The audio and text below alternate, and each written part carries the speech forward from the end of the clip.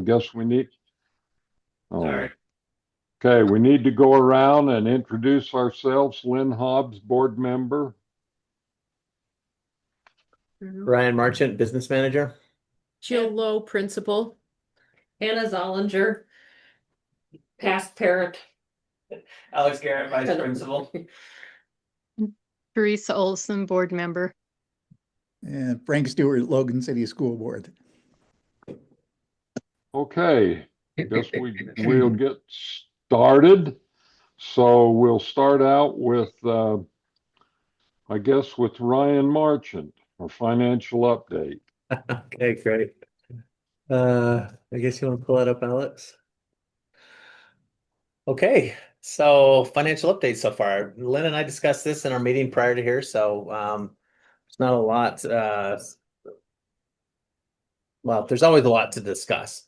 We can discuss always as much as you would like to discuss as a board, but let me get to my notes here real quick. So far this year, our budget, our revenues are above our budget by about $215,000. Of course, you can see our restricted stuff and kind of what we did there. We did have a carryover that we wrote off of 150, didn't write off. We used the flexible spending. So we moved some of the carryover that we've had from SVED and we moved that into some variable stuff that we helped pay for some of the other things around the school. We've received about 735,000 in K through 12 and 530,000 in charter school local replacement. CTE funding is about 183,000. That includes the MOE that we need to move over from the state that they require us to, and that's about 130,000. So we haven't received 183,000 from the state, but that we do have to spend our maintenance of effort first. So we've moved that over there. That's why it shows that. School land trust is about 68,000. And then of course I addressed kind of the fast forward carryover that we utilized. It's 53F-2-205 is the Utah code on that we can use some of those, utilize some of those funds. We try to spend as much as we can in special ed. It's not, the idea is not to move money out of special ed. If we usually spend it all there because we have so many special ed kids, but we did really get caught in one year where our funding went up significantly. We tried and tried all year long to find two people to fill positions that we had, but we couldn't. It was hard. It was hard to find people. So anyway, we ended up carrying that, and then we just this last year we did utilize that provision that is in the law where we can use it, move restricted to variable.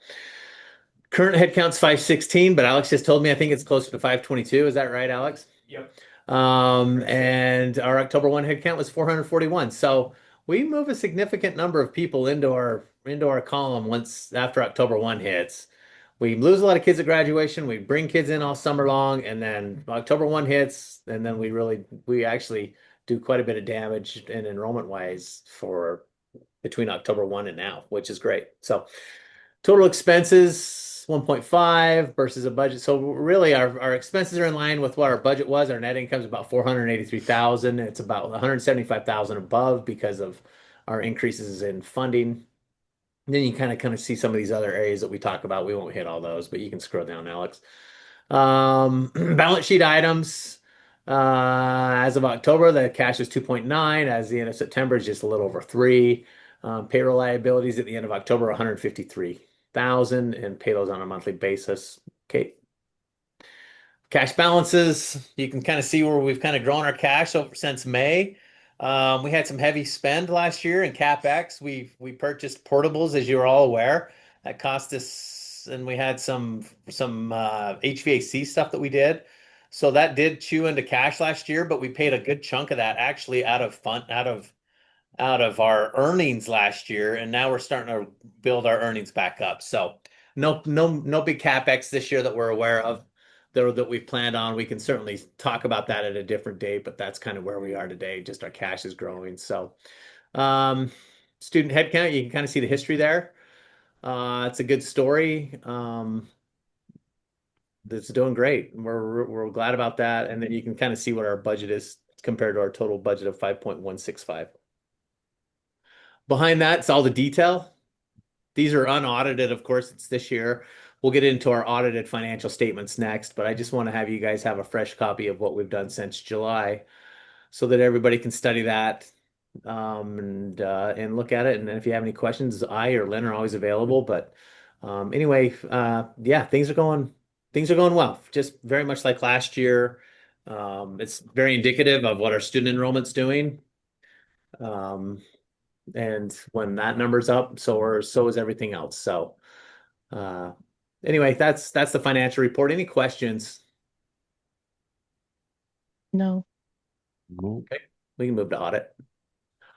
okay. Okay, the audit.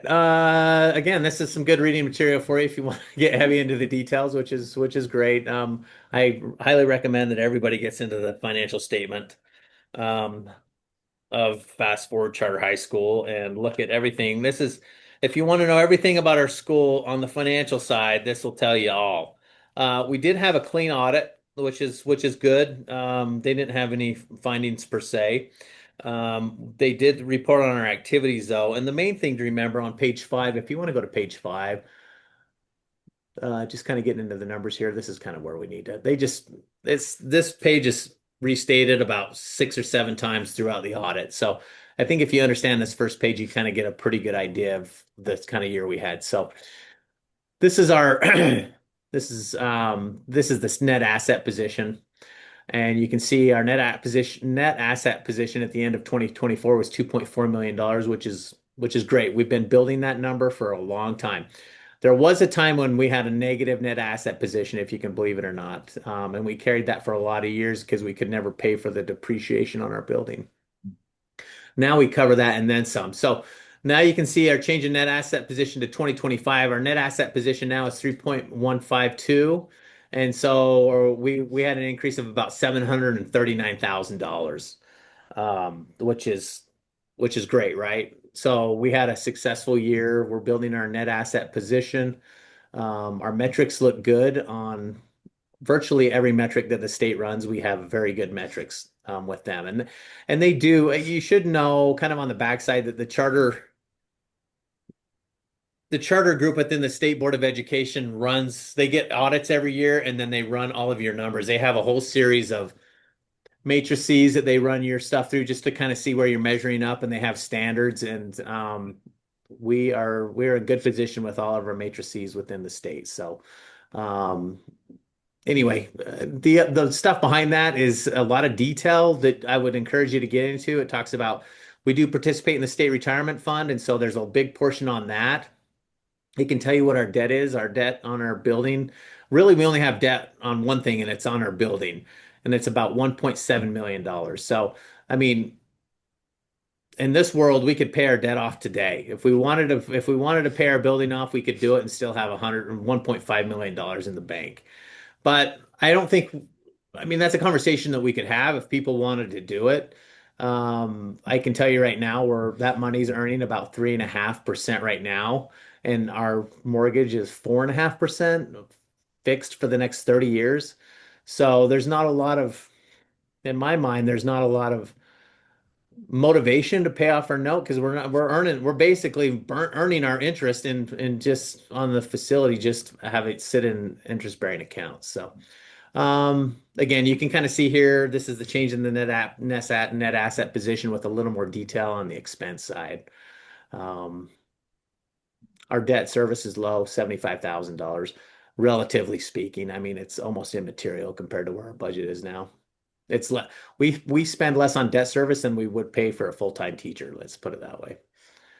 And then you can kind of just everything that they come in and test. They do all kinds of tests when they come to make sure that we're in compliance with governmental accounting, to make sure that we have good internal controls. Those of you that have sat on the Logan board know exactly what they do when they come in and test, and we're no different. We go through the exact same thing that they do when they look over there. So, all thing just on a high level, I would say there's things look good. We're trending in a great position. I think Fast Forward's in a very good position financially. And we're with our current head count, I would assume that our audit next year will read very similar to this one right here, assuming that we continue down the road that we're on. So, any questions on any of that? Ryan, that's an excellent report. Obviously, I'm not a board member, so I don't vote one way or the other on your balance, but you never know when the rainy day is going to happen. So I think your concept of continuing to build that is wonderful. Yeah. What did the expenses end up to be for the new parts that you added? I guess, are they trailer courts For the or portables. Oh yeah, the portables I the think were about portables only? 750,000. Yeah. Portables were about 750. 750? Yep. Okay. And that was for two of them. Three. Right. Three portables. Yeah. Yeah. One was a Yeah. double. That's right. One was a double. I forget. So we got three portables for 750. So Excellent. yep. And they've been guys, I mean, you can speak to how was that money well spent? Oh, absolutely. Yeah. Very much needed. Yep.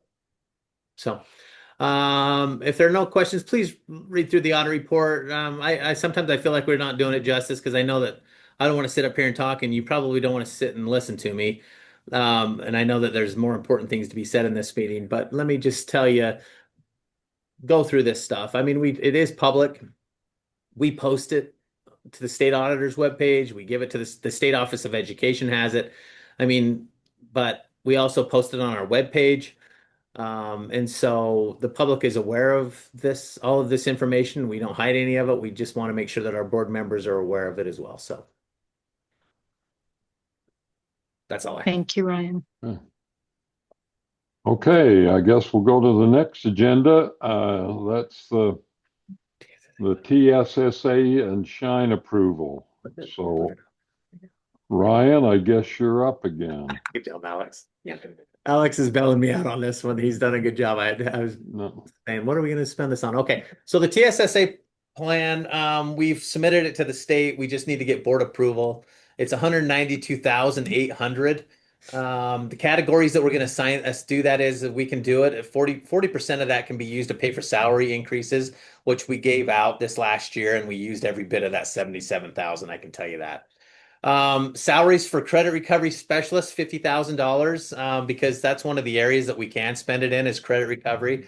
And then of course, mental health is another one. So we're going to use Sandstone Psychology for 65,000. So the total amount again is 192,000. You can kind of see the different categories that we're gonna spend that in. We just need to, Jill, just to give a little more color on this, do you just want to tell them? I mean, you know, the 40% is salaries. We get that. Jill or Alex, why don't you spend just a minute and talk about the credit recovery and the Sandstone Psychology? What values there? Yeah, absolutely. So our credit recovery specialist, she is our registrar's assistant right now, but she also has like 75% of her job is credit recovery packets, our online program. She's super busy most of the time, but especially kind of the last half of the year with trying to help get kids graduated. Anyway, she's been a huge asset to our team for the last couple of years. What am I missing with her, Alex? So one of the big pushes that we, like when Jill and I sat down at the beginning of the year was like, we really didn't want to turn any seniors away this year. And so we've taken on some students who are very deficient. Like we're talking 4 or 5 credits going into their senior year.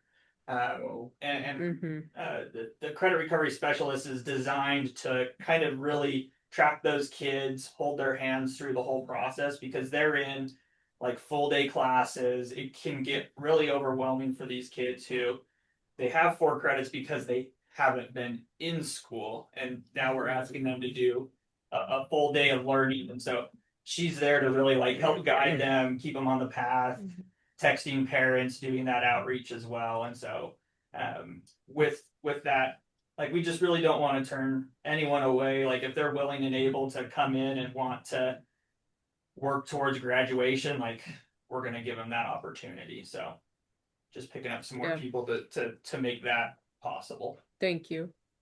And with our Sandstone Psychology, we have 2 mental health providers in the building. They alternate days, which is it's huge. Students need this support. So that's what our Sandstone Psychology is 2 mental health providers in the building that alternate days. So Yeah. that's that. Well, thanks for that. That is the plan for, it's very similar to what we did in 2026, other than the sandstone piece. We've kind of shuffled that around a little bit with the psychology piece. Last year we handled it more internal with through our payroll and just hiring people. This year we're actually going with an outsourced service. But the idea is the same. We want to provide counseling services to our students through this grant. So Yeah. that's the grant. Any questions on it? This does require a vote. We do need to get this approved so that we can get the funding flowing through the state. But I want to make sure that if any board members have questions, we answer those. No. I have none. Okay, with that, do we have a motion to accept the 2026 TSSA allotment? I'll make that motion.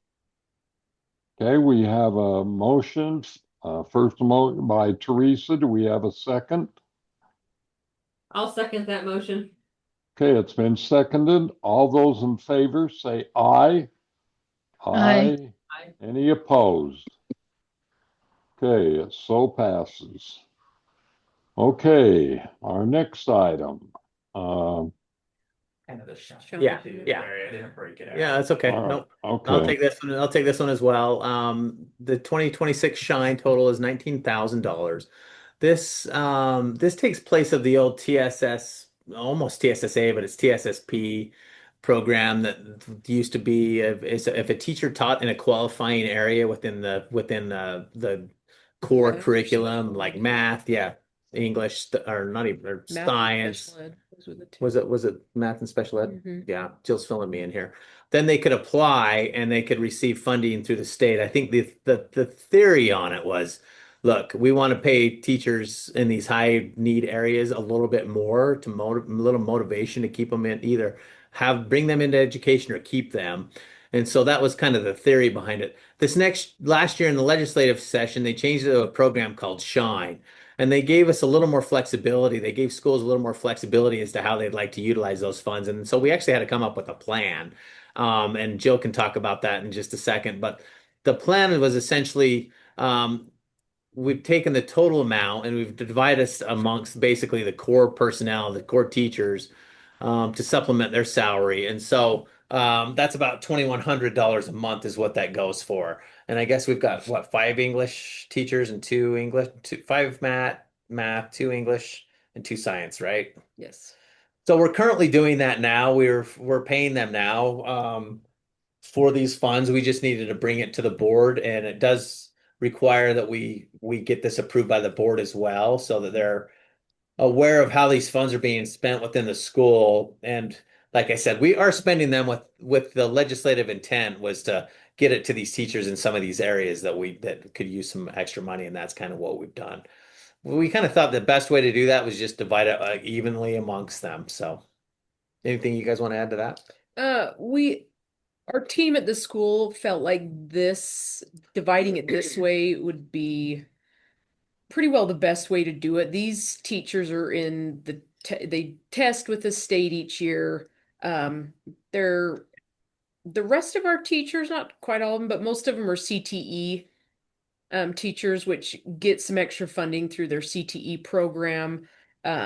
Not necessarily salary wise, but for, different things in their classroom, technology and whatnot. So we felt like this would be the best place to spend this money for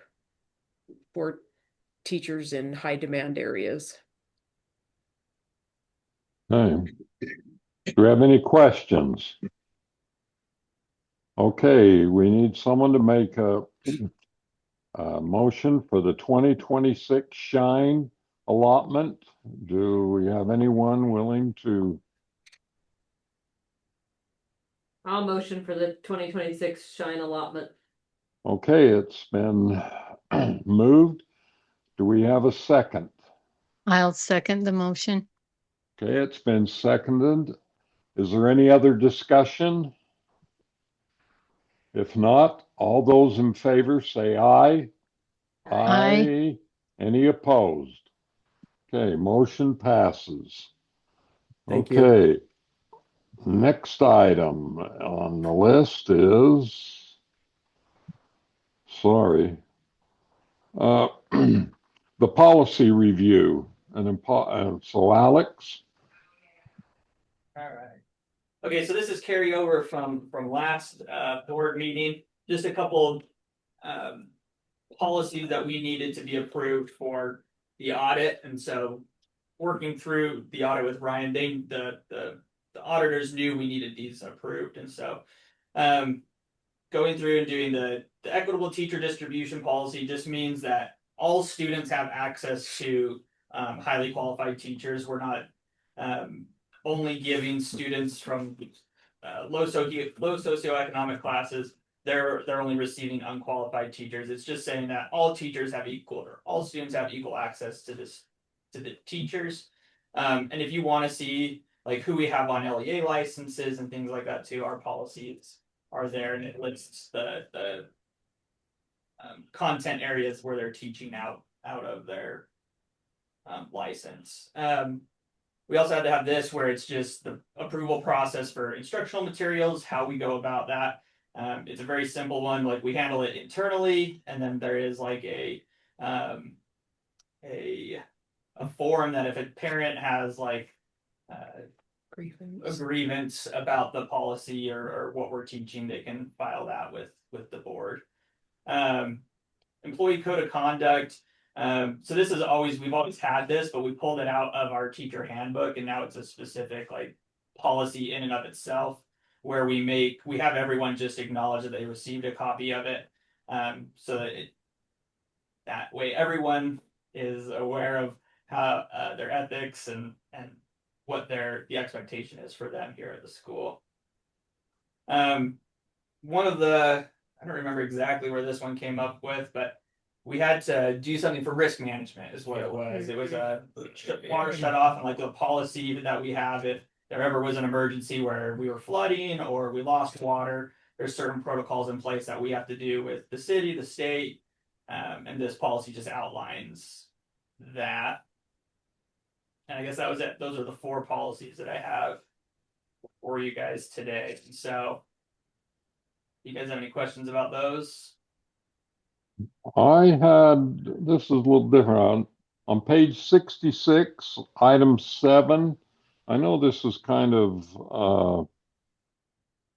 I don't know how you'd put it. It was kind of weird, but it talks about, let's see. Is it the Oh, training? yes. Yeah, it's the students and staff will be informed by the school. Oh, no, that's not it. It's number 7 on page 66. I think it was 66. Well, I can just explain it. Anyway, Oh, I see it. yeah, that's on photography, and it says photographing individual student for a non-educational purpose. And I don't know why it caught me as I was reading it, but we always show that graduation, the pictures of all the students and everything, but I wondered if that fell under that, or I don't know, maybe it's educational. I just had a question on that. So, for that, you're right. It is not necessarily an educational piece. I would argue that it's like a celebration of their education, and they can't all have the ability to not be in it if they don't want. Yeah.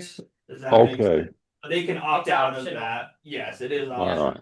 Okay. This is more in the, like, if a teacher was in the halls taking pictures of students. Yeah, I understand that part. Yeah. Okay. That was the only question that, I just thought, well, I know it's not educational, but it's still unique and I love it. But, Consent. so. And then every student, when they do come to the school as part of their registration packet, they do sign a release, or they can reject being able to be in photos or be in the Okay. yearbook, be in the videos that we do here. And that would be the same thing for that is All right. the video. Okay, so now I guess we need to go back and do these all separately, or can we just say the 4 policies? I think if you said the 4, they're listed in here, so Yeah. I think that would be fine. All right. Okay, we have the 4 policies that Alex has went through and explained to it. We need a motion to accept these. Do I have a motion? I'll motion to I'll accept make, the 4 policies. Okay, we have a motion to accept. Do we have a second? yes, I will second that motion. Okay, it's been moved and seconded that we accept all 4 policies. Those in favor say aye. I, Aye. Any opposed? Okay, if not, we'll accept them. So now I guess we can go to you, Jill, and hear your report. That's exciting. I appreciate it. So I have a couple things I wanted to talk about. Ryan and Andy Lorimer and I just got done with our CTE audit. Um, it went great.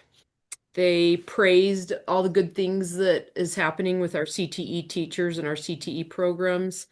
Our CTE pathways are growing, and yeah, they had really great things to say. I don't think there was any findings, was there? There's a few recommendations, but did we have any findings? No, I No. don't think so. Yeah, we didn't have any findings. They had a few recommendations for us that will be easy to implement. But overall, it was great. So our CTE program does a great job. So that's good. That's something I wanted to report on. Okay. We're currently in the middle of our food drive for the food pantry, and that's kind of an exciting time for the kids. The classes all compete against each other, and then the winning class goes to breakfast at Angie's. So that's what we're in the middle of. We had a music performance class, a music class performance on Tuesday, right? That was fabulous at the Yellow House in Logan. Did a great job, very successful. We have a few security updates happening. We got a grant this last spring for a $500,000 security upgrades throughout the school. That includes a fence around our perimeter, some new technology, um, among other things. We've got some health equipment we're going to be putting throughout the school, AED devices. Anyway, and some big plans for that grant. So that's starting, we're starting to get that going, and it's exciting. And um, those are kind of a few things happening around the school right now. Do you guys have any questions on any of those? No, but that's wonderful to get that grant.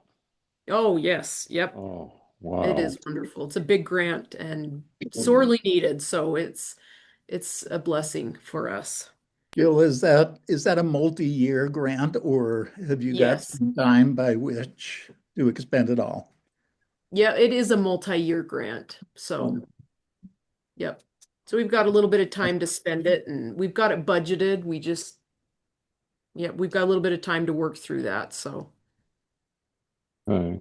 So the fence, where would you put that? How would you so do that? I'm curious. we identify with adding our portables, it's a security risk for currently, well, before our fence, students would have to go out around to the front of the building to get back into the building.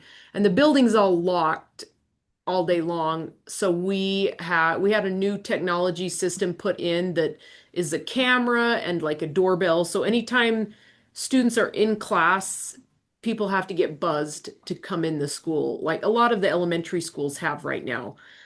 So we fenced off the portables. We actually fenced off the whole, 3/4 of the perimeter of the school, I guess 2/3 of the school. Anyway, we fenced off all the way around the school, other than the front piece, um, and fenced off those portables separately so that we can have a Ring doorbell system put in there. So during class, that door will be locked. but students can come and go to use the bathroom by pushing the doorbell. In between passing periods, it will just be opened for kids. So Alex is pulling up kind of what that Verkada looks like. That's what it's called, the system we're using. Yeah, so if you've driven by the facility, the school lately, you'll see the fence around the property, but then the portables are separated from the rest of the property. So that way, if someone was wandering around the backfield, they couldn't just get in through through the side Yeah. door portable. So, yeah. Okay. So Alex is showing you one of our Good. cameras right now and what it looks like Sorry, I'll pull it up. from some of our So cameras. this is like the portable. So the door in the frame is locked all day, every day. But there's a door right underneath this camera that we'll add the intercom onto so that kids can come and go. We did have it, and I think, did you say that? We did have it unlocked because we did lock the fence perimeter. But when we had a Cache County Security audit, yeah. they came and said you probably need to have that locked all the time. So we're gonna have that other piece of technology installed. But I was trying to see if I could pull up the fence to show you, but it does go around. Oh, I can show it right here. So this is like the northwest side. There's the gate there. That if there's ever a fire drill or anything, they can get out of there without having to go through the school. But the gate does enclose that and goes around our whole field back there as well. Yeah. So. All right. Wow, that's great. Yeah, so it's going to be a blessing when we get everything implemented, got budgeted. So the last thing I wanted to just question everyone on, I know Rich he has a hard time coming on Thursdays. Would there be a better day of the week that we could meet that would work for people? We wondered about Mondays, same time. What's some feedback? Any day's good for me, Jill. I don't care. Okay. Teresa, I take a neighbor to Layton every Tuesday, so Tuesday is not good for me. okay. Jill, of course, we have the Logan City School Board meetings on the second and fourth Tuesday. The third Monday of each month, I have the Logan City Library Board. That's the only conflict is that third Monday. So if we moved it, how does that work for you, Ryan? What if we moved our board meetings to the first Monday of the month? Would that work? That Yes. would be fine for me. Fine. I think that might be better for Rich. Well, we'll see when we have our next one. I'll do an invite and we'll try for a Monday and see if we can get Rich included. So That'd be thank good. you. Sounds good. Ryan, would that be, we'll still hold our meetings at 3:30? Yep. Okay. All right. And the board meetings will be at 4. Okay.